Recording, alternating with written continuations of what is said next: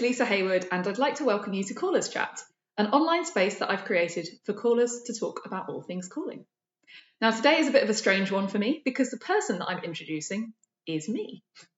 I've been calling since 2010, and since I started calling, I've been doing a lot of thinking about how gender is used in dance instructions and how we can be more inclusive by not referring to gender when we're teaching dances. So today I wanted to share some of that thinking with you and also to give you some tips and tricks about how you can use it in your own practice. So without further ado, let's begin. Okay, so thank you all for joining us, for joining me, in fact. For those, I know that many of you do know me, but there's some faces I don't recognise, so I'll just quickly introduce myself. My name is Lisa Heywood, my pronouns are she, her. I'm based in Rugby in the UK, which is pretty much as in the middle as you can get. And as you might be able to spot, I live on a canal boat. So I have been dancing at Ceilidh's pretty much since I was able to walk. My parents were both in a Ceilidh band, and I started calling thanks to Kat, who is in the room with us today, who ran a calling academy workshop that I went along to more than 10 years ago now, and kind of got the bug there. And then I went up to Sheffield University and kind of continued to learn to call through the Ceilidh Society up there. And it was actually up there at Sheffield that I first started thinking about gender-free calling. So let me just find my notes. There we go. Okay, so yeah, I sort of started calling for the university activities, but then I also started getting sort of private gigs. And one of my very early gigs was for a civil partnership. I think it was a civil partnership back then, for a same-sex couple. And I just realised that, you know, calling using gender it wasn't going to be appropriate for that. So I started thinking, oh, how do I do this without gender? And I asked around and people gave me different suggestions. And then once I'd done it once, I think that was when I started to think about it more, and gender-free calling just started to make more sense. And I started to reflect on all the times that I'd been at dances where, you know, there'd been more women than men. And so I'd ended up dancing the man's role. And I was like, oh, actually, hang on. Like, we could just not have to do that. So I started getting involved in some discussions which are kind of happening on the wider Ceilidh scene in the UK at the time, about gender-free calling. You know, about 10-15 years ago, lots of people started to sort of think, I think this might be important. Not to say that we were the first people to think about it. There were definitely callers like Mary Panton who had been doing it for many, many years before that.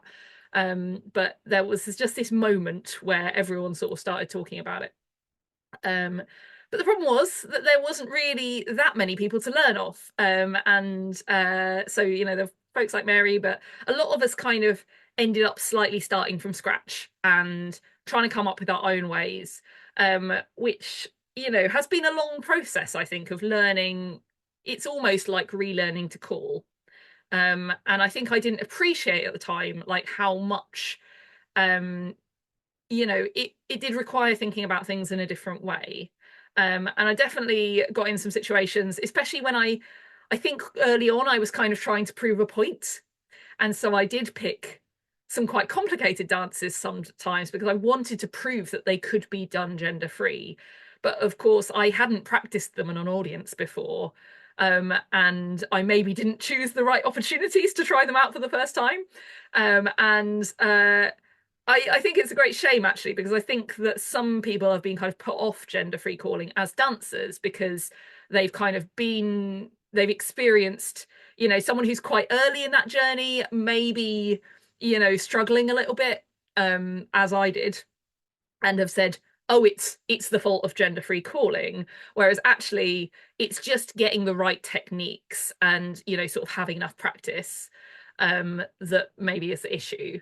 So one thing that I did on this kind of journey of thinking about gender-free calling was, I think it was mostly during lockdown. I really sat down and I thought about what the role of gender is in the instructions of gendered calling. And that really helped me to think about how to remove it and to understand what role gender itself was playing. So I'm just going to quickly go through some reflections or sort of some of the thoughts that I came up with. Um, so the first thing that came to mind is that gender is a convention of where to stand. So if you go to dances regularly, um, it's which line you stand on, it's where you stand compared to your partner. And lots of people kind of very automatically do that if they've been dancing for a long time. And even if they haven't, you sometimes get audiences asking you, which side am I meant to be on? Which line am I meant to be on? Even if you're calling gender free and you've never mentioned that. So it's sometimes a bit of an expectation that there is a convention of which side to stand on. The second thing that I thought about is it's used as a self-identifier. So if I say all the men do this, then you're expecting that everybody who identifies as a man is going to think that that instruction applies to them, which, as we know, falls down somewhat when you've got a gender imbalance and people are dancing the other role, because then they don't identify as that and it becomes confusing for them. And the third thing on my kind of list of ways that gender is used in dance instructions is that it's used as a visual cue. So it's not about your own identity, but it's about other people's identity. So if I say, I want all the men to dance with the woman on their right, then they're going to look around for somebody who they perceive to be a woman. And that's one of the ways in which gendered calling can cause problems, because it's kind of encouraging dancers to make a very snap decision on somebody's gender based on the visual cues that they can see. I can give you a real life example of when this has happened to me. Me and my partner at the time, we got up to dance. I was dancing the man's role, she was dancing the woman's role. I was wearing a skirt, she was wearing trousers. And we got told by some other dancers that we were on the wrong side. And I'm not sure whether they misread her gender or whether they just thought because she was wearing trousers and I was wearing a skirt that we should be the other way around. But either way, we were both women. So it kind of shows you how, it's encouraging people to look at people's clothing, look at people's appearance and kind of make that judgment about them, which, it's 2024 and hopefully we can kind of see why we maybe don't want to encourage that. So, and also that visual cue thing, it's problematic even, in a dance where everyone is dressed as you would expect for their gender, but some people are dancing the other role. So for example, as I say, most dances that I've been to, there's more women than men. So you're looking around for the man on your left and there's only women. Who do you go for? Who's dancing the man's role? So with those, I thought that would be a good thing for us to have in mind as I go through some of my top tips. I've basically put together kind of 10 of the things that I think are quite important that I've learnt whilst I've been calling gender free. 7 of them are specifically about calling, and I've got 3 which are sort of more about changing the conventions and sort of making people comfortable with gender free calling. So into the list. My first one is a really big one. So it's about role names. So one of the things that thinking about, the roles or gender as a sort of identifier and as a visual cue is that if you take the gender terms and you simply replace them with different words in using the same instructions, then they often no longer work. Because if I say lions and tigers instead of men and women, and I say all the lions, like it's another piece of information to remember. Whereas everybody sort of naturally excluding, of course, not forgetting non-binary folks, people who identify as men or women, if you say all the men, they will know that they are part of that group. Whereas if you're using lions and tigers, people might be different roles in different dances. They might, that's an extra layer of information for them to remember on top of the dance. So do I use role names? I do, but I use them sparingly and in specific contexts. So I call them functional role names. So for example, in a ceilidh dance where there's two lines and one of the lines go first, I'm going to call that the first line because it actually helps you remember what you're doing. So I'll say, okay, the line facing the clock, give me a wave. You're the first line. You're going to do this move first. I'll lead them through. Right. The other line, you're the second line. You do it. You do it afterwards. Almost all of the time, I would say that I use some sort of role name. It would be ones and twos, first and second, and it's referring to who does something first and who does something second. The other time that I would use it is I would try if the two people in a couple or in a pair do different things in a move and I need some quick way to distinguish them, I will give them a name, but I will try and link it specifically to what they do in that dance that is linked to that role. So, for example, there's a very popular dance in the UK called the New Mrs. Arrowsmith by Gordon Potts, and it includes a star chain. So the people on the right hand of the pair, it's in a square set. So you've got four couples facing in, and all the people on the right hand side of their pair are going to make a star in the middle and go round three places, whilst their partner goes one place round in the other direction on the outside to meet them. And so in that context, I call the people making the star the stars, because that's easy to remember. And I call the people on the outside the planets, because they're orbiting round. So, that to me, that's not an extra layer of information because it's actually linked to what you're doing. It reminds you what you're going to do. The planets orbit round, the stars make a star in the middle. And so obviously you have to set that up at the beginning of, I'd usually do it when I get to that move. I'd say, right, okay, everybody's facing into the middle. If you're on the right-hand side of your pair, give me a wave. I'm going to call you the stars in this next move. Everybody else, I'm going to call you the planets. This is what happens. So kind of moving on from the role names thing, I think another way that you can, when the two people in a couple do different things, one of the things that I came across quite early on was dances like the Gay Gordons, where there's maybe an expectation of what side people stand and maybe a level of how comfortable people are with doing different moves. So the outside roll in the Gay Gordons, they do a twirl. And if people ended up like the wrong way round in terms of like the traditional rolls, then sometimes men would end up on the outside in the twirly roll, and that wasn't something that they wanted to do. They wanted them to do it the other way around. So how do you distinguish between these two roles without using gender? What I would do, or what I worked out I could do, is say, the people on the outside of the pair, you're going to be doing some twirling later on in this dance. So if you want to be the person doing the twirling, then stand on the outside. So I'm not having to distinguish them by, kind of giving them role names. I'm not having to, say, oh, well, traditionally the men would stand on the inside, and say, it's just like, if you want to do this move, stand in this position. So that's another way of getting around that. My third tip, which again follows on from this one, is to not refer to other physical attributes that people have. Height is the common one that people will say, oh, the taller person should stand on the inside because it's easier for a shorter person to do the twirl. But the problem with that is it can kind of take one stereotype and replace it with another. And it can make people feel uncomfortable that you're sort of drawing attention to their physical attributes.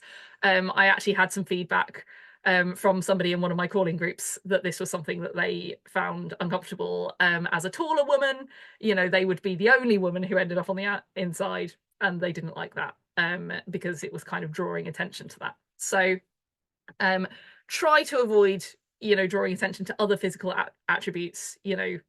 It's got a similar problem to the sort of visual cue thing where you're, drawing attention to what people look like, which isn't really relevant to the dance. The next thing on my list, number 4, is to use anchors. Now, anchors is a term that I have borrowed from Louise Siddons, credit where credit is due. She talks about anchors in positional calling, and basically it's like a reference point. So commonly when we're thinking about gender-free calling, this might be a reference point in the room somewhere. And what's really important is if you're using a reference point in the room, so we might have the side of the room with the clock on it and the side of the room on the with the windows. It's really tempting if you're a caller on stage and you're looking at the dancers, you're thinking, okay, we've got 2 lines, and this line is closest to the windows and this line is closest to the clock. So I'll call this the windows line and this the clock line. And the problem there is that they've got their back to the thing that you're referring to. So this line, who are closest to the windows, actually have their back to the window, so they can't see it. So it's not a terribly good reference point for them. So I would always try and say the line facing the clock, the line facing the windows, which might feel a bit the wrong way round to you as a caller. But I would also use those sparingly. So I very rarely end up in a situation where during the call, the sort of prompts with the music, I'm having to say, line facing the windows, do this. Line facing the clock, do this. I'd usually use that when I'm giving them another, indicator. So I might say, the line facing the clock, you're the first line. And then once you've identified that first line, you generally don't have to say the line facing the windows, because you can just say everybody else. So that's a nice shortcut. Once you've identified, if you're identifying half of the people, then you can identify the other half by just saying everybody else, which kind of reduces the number of words and the number of reference points that you're having to give. The other type of anchor that I would say is really useful is other people in the set, especially your partner in ceilidh dancing. So, should you end up next to your partner, facing your partner, and also where you started the dance, if there's a point where you should get back to where you started, or the line that you started on, or something like that. That can be another sort of anchor. I've just been teaching contra dance before this, and in contra dancing it's really important. There's, it can get quite disorientating. So saying at which point in the dance, you're meant to be facing this person who you can identify, or you should be next to your partner rather than in front of them, is a really useful thing to do. The next thing on my list, again, it all links on. So if I'm identifying the 2 different people in a pair, for example, by saying, the people facing the clock, I will usually try and get some sort of feedback from them, which I think is really, really helpful, because, in days gone by, if you're using gendered calling, you might use your own visual, feedback to work out if people have done the thing correctly. So are all the men over here and all the women over here? Or are these people traveling that way and they're traveling that way? You can't use that kind of visual feedback when you're calling gender free. So getting feedback from the dancers is really useful for you as a caller. It's also really good to make sure that they are paying attention and that you're, the right people are listening to what you're saying. So I might say, everybody facing the clock, give me a wave. You're the first line. Okay, everybody else give me a wave. You're the second line. And then I can see, oh, these people are all all the correct people are waving. Or I can, oh, over there by the bar, can everybody who's facing the clock wave? You're the ones. Yeah, okay. And that's really useful. I would say that's a really useful tool for all, dances, whether you're calling gender free or not, to be honest. For example, if you're doing a Sicilian circle, you want all the couples who are facing clockwise, getting them to wave and give you some sort of visual feedback so you can make sure that everybody that you want to be paying attention is paying attention is really helpful. Okay. The next thing on my list is reducing lefts and rights. So one of the sort of common pitfalls, I think, in gender-free calling can be overusing lefts and rights, because you end up saying the person on the right uses their left hand to do a left-hand turn with the person on their right, and it can quickly get a bit overwhelming, especially for those who struggle with process. Like, I think a lot of people who struggle with their left and right, it's not that they don't know which is which, it just takes them a bit longer to process that information and work out how to apply it. So trying to reduce it as much as possible, which again, giving people role names can help if the two people are doing different things. So for example, like my stars and planets example, the stars make a right hand star in the middle whilst the planets go around the other way, rather than the person on the right make a right hand star in the middle whilst the person on the left goes around the other way. Also, the thing with person on the right and person on the left is it does, if it changes a control throughout the dance, then it can get very confusing very quickly. So that's a scenario in which I probably would give them some other role names, but I would try and link that role name to the thing that they are doing.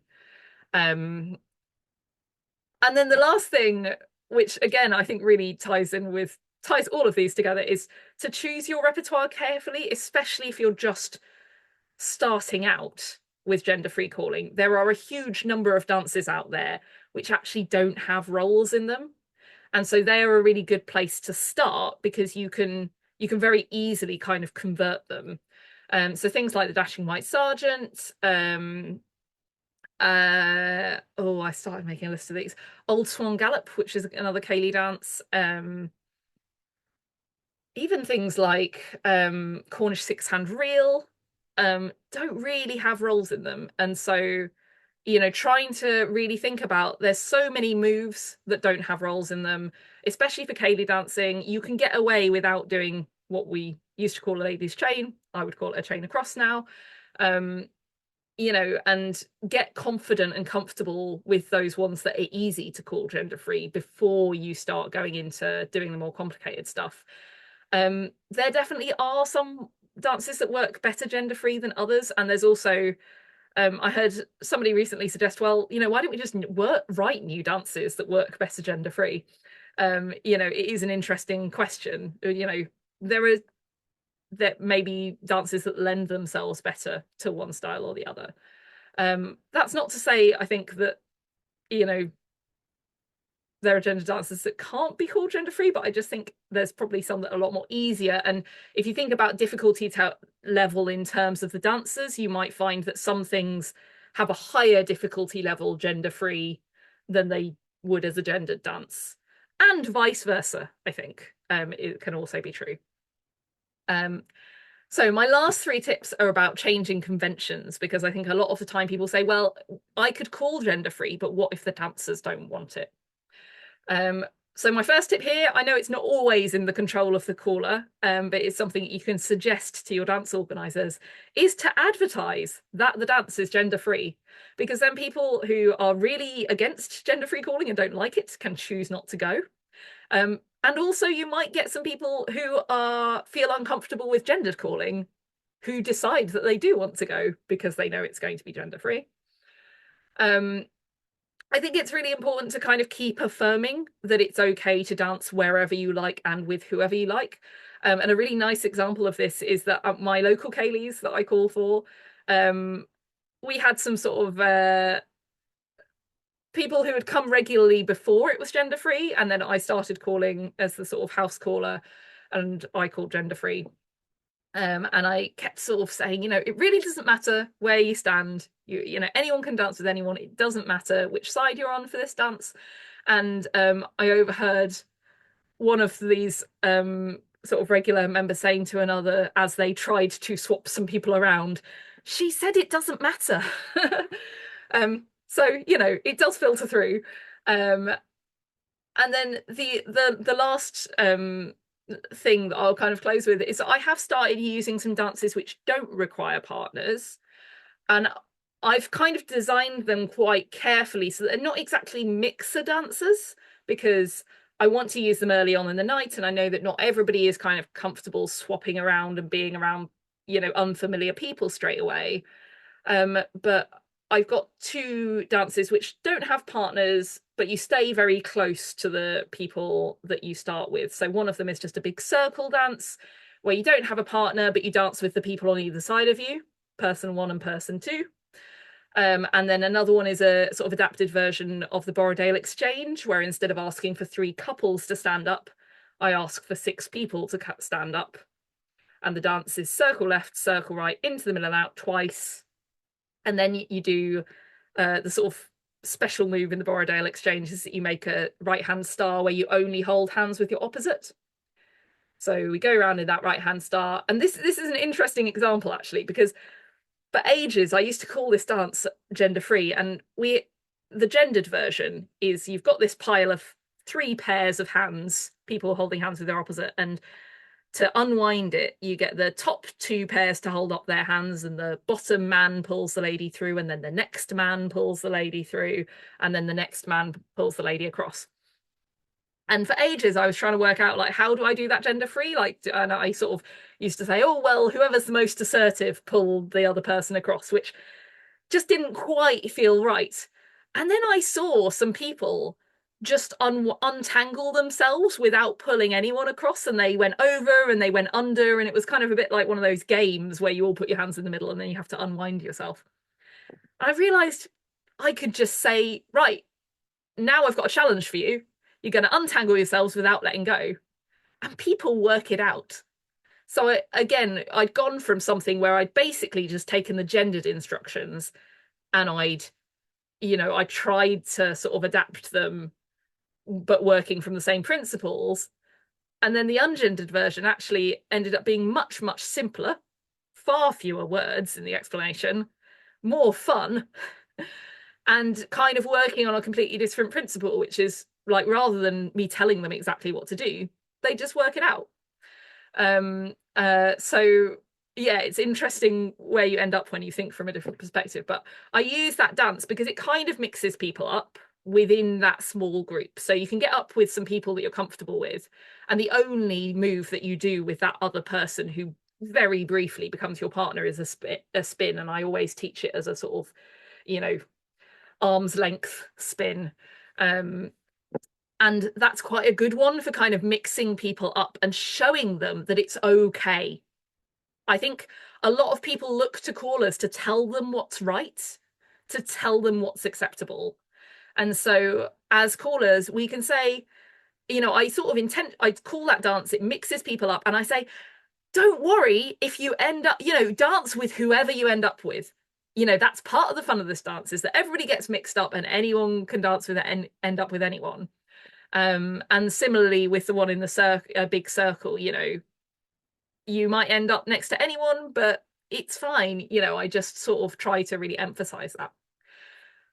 So I slightly run over, but I'll bring that to a close now. Thank you very much for listening.